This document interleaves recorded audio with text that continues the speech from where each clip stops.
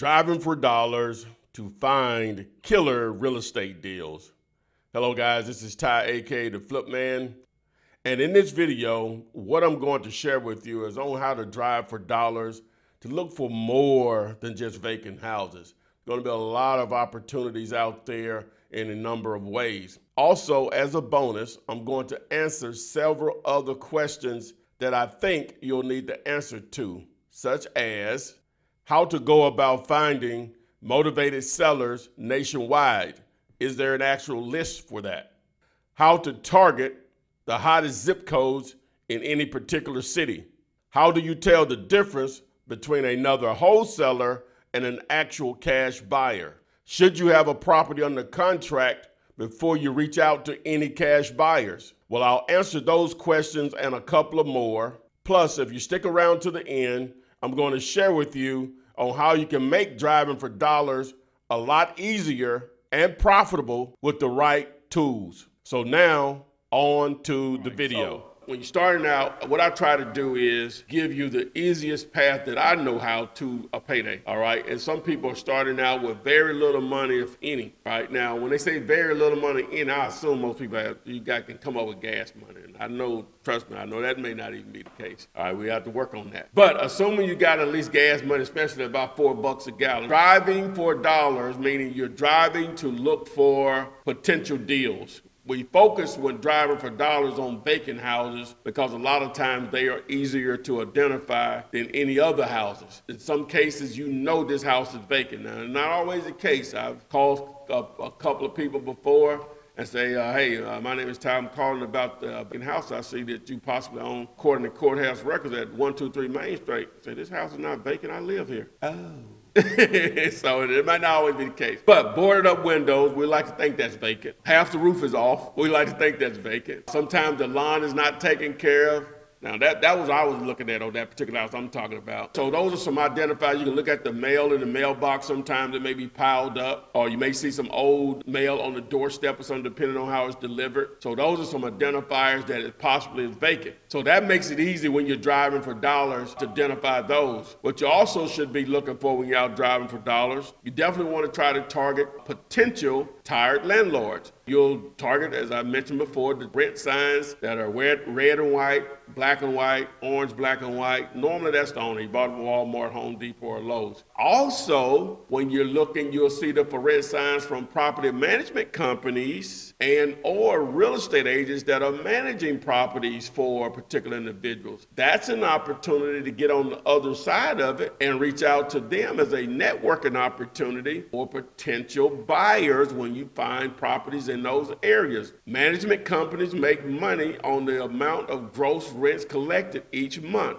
So the more rents that they can collect, the more money they can get paid. Same thing with an agent if they're doing the management. So they may have buyers that are looking for more, or at least they will present to those buyers, their clients, properties that you present. So that's another thing. While you're out driving for dollars, you should be looking for renovations that are going on. You should be looking for a possible fix and flip, or maybe a renovation going on because they're going to turn it into a rental property. So when you see that, you see some workers out there that look like they're doing some stuff, get out, introduce yourself. Hopefully the decision maker there, the actual money man, the investor is there, and you all can have a conversation, let them know that you're going to have more properties in the area, and you fact find and see what he actually looks for in the price range, minimum number of beds and baths or square footage, level repairs they like to deal with, how many are they looking to buy each month, how fast do they normally close, what other areas do they buy in. You want to determine all of that. Now, if they're not there, then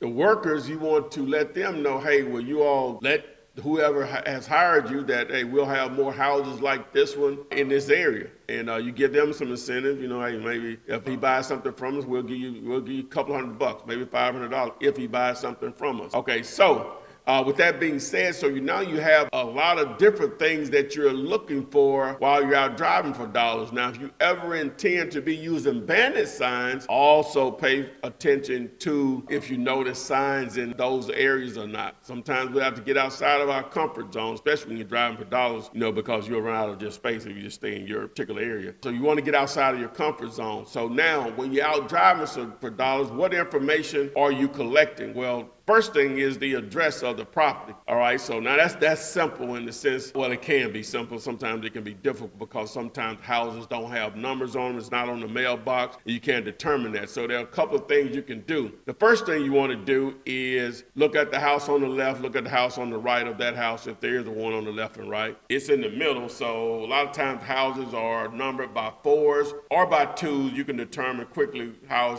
they're numbered. So if it's by 4s, if on the right side of it is 1624, and on the left side of it 1616, then yours is probably 1620. They're separated by 2s as 4 digits, then you can do the math on that. The other thing you can do is use, I think I mentioned earlier, you can use, if you have an iPhone, ask Siri, what's right in front of the house, what's my location? If you have an Android phone, sit there right in front of the property and ask Google, what's my location? And they're normally going to identify that. Now, if you have tools like PropStream or Batch Leads or Land Glide or even Deal Machine, I'm not affiliated with 2 of them, but Batch Leads and PropStream I am, those apps will identify your location also. And you can favorite those properties, and when you get back to your desktop version, you can get in more detail, but it makes it a lot easier and faster to look them up. Now, as I mentioned earlier, the old pen and paper still work also.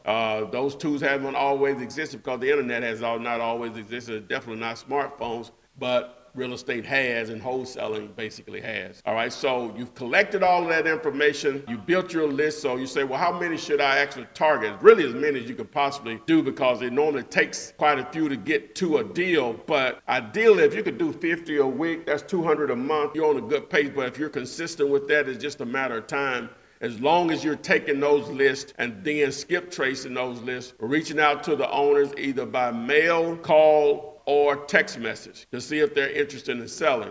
And from there, it's just an actual numbers game. So with that being said, that is how you can start possibly making 5 figures per month, driving for dollars, looking for vacant houses. How many houses per week should I find? Yeah, so if you're out there driving for dollars, now it's all depending on the time that you can put forward to. You're going to really need daylight hours, and this time of year the daylight hours are shorter. It'll gradually grow back up leading up to March, just a couple of months away from it being back into the longer daylight periods. But if you can do at least 50 per week, you will be in there. So that's basically, 200 per month. That's a good start. Once you get it down packed, and if you have the right tool, it will allow you to do that a lot faster. You can do it through either PropStream, you can do it through Batch Leads. So you can use one of those services. It'll help you with your driving for dollars and speed up the process tremendously. Now, at the end of the day, the old pen and notebook still work also, or just placing notes in your smartphone. But that can speed up the process. How can I make an offer on a fire-damaged house if I run across one driving for dollars? Fire-damaged properties are still just properties that need repairs. Now, in some instances, fire damage is so bad that it just needs to be demoed and just scraped. A lot of times they're just smoke damage. So now it just boils down to repair. Even with smoke damage, it could be an extensive repair with fire damaged properties, because normally you're going to gut the whole thing, just go back with all new sheetrock and insulation and whatever, and maybe floor, just to get the smell out of that, if nothing else. So it can still be extensive repairs, but the numbers still have to work at the end of the day. You can sort of tell when someone you can't save it versus another one. So, but at the end of the day, it's still just repairs. It may just be a little bit more extensive than normal. So the numbers still have to work, is basically what I'm saying. To find a buyer, do we contact a buyer or get it under contract first? Anytime before you contact buyers, you want to have a property under contract if you're trying to promote a property. That's the worst thing that could happen to you, that you reach out to a buyer, you get them information on it, and they don't need you anymore, and you don't get paid, and the actual deal goes down through that buyer. So you need control. Our superpower is that contract, and having not control of the per se property, but control of the situation for that temporary time frame that you and the seller have agreed upon. How can minors get into real estate wholesaling? Well, first you need to educate yourself, and you would need to partner with someone of age that can sign a contract based on your state requirements to sign an actual contract. And then from there, you would partner with them. Family may be a brother, sister, parent, maybe a friend, cousin, whatever, and you be the brains behind the operation. So that's how you would get involved in it. It says, where is the best place to find motivated sellers nationwide? I wish there was just a button that we could click and it just pour down all motivated sellers. They're going through a divorce, tired landlord, death, whatever the situation. But we can target those lists, but that doesn't mean they're still going to be motivated to sell a piece of real estate cheap. Only thing we're going to do is play out the numbers that their situation has dictated enough of them will sell cheap. So you're just targeting lists of individuals that own real estate, and you may filter a little bit more to target specific type of people that own real estate, such as people that own rentals, quote unquote. Hopefully some of those are tired landlords. Someone that's going through a situation where that person that owned the property died, so pre-probate. Free and clear. You're just looking for enough equity there. You don't care what their reason is, why they want to sell cheap. It can be all types of reasons. So, but the equity needs to be there. So you can build a free and clear list or a high equity list. So you're just building a list of people that own real estate, and you just let life dictate how many of those are going to be motivated to sell cheap. So it's not like a motivated seller list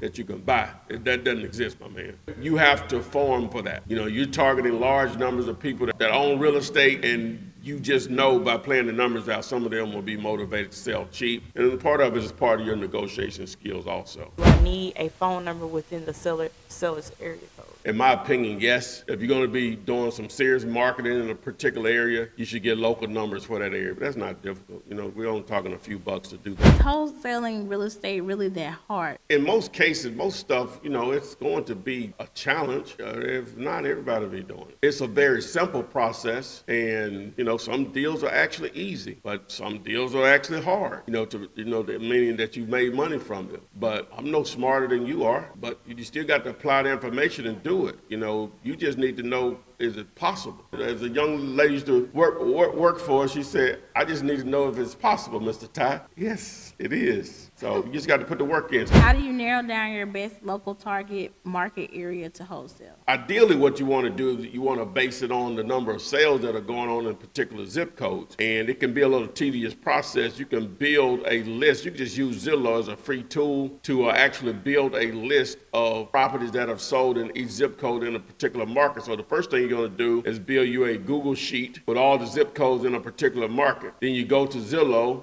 and use their filters, and you're going to target houses that have sold, we'll just say within the last 6 months in that particular zip code. Once you put in the zip code, Zillow to the right is going to show you the number of properties that are sold in that time frame in that zip code. So you go back to your Google sheet. If that's 96 properties, you put it there. Go to the next zip code, type it in, boom. That's 32, boom. Next zip code, you type it in from your sheet into Zillow, it gives you 66. And so once you build that sheet, then now you're going to know how many have sold in particular zip codes. Now that should give you a good indication where most of the transactions are happening, and you want to target those zip codes. How do you weed out a wholesaler from an end buyer? Two things. First, require a $2,000 earnest money deposit. But your first question is, how fast can you close? If the response isn't, as soon as you can get a clear title, you're probably dealing with a wholesaler. The only reason that a quote-unquote cash buyer may not give that response if they're dealing with a hard money lender. But those two things normally will weed out or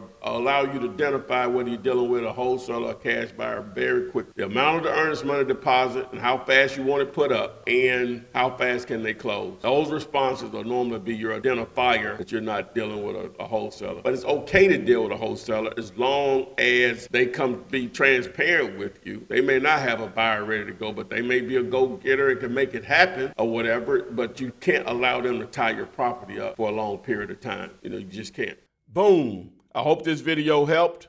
Make sure you please like this video, share it, subscribe to the channel, tap the little bell, and select all so you are alerted whenever I upload new videos and when we go live on a daily basis.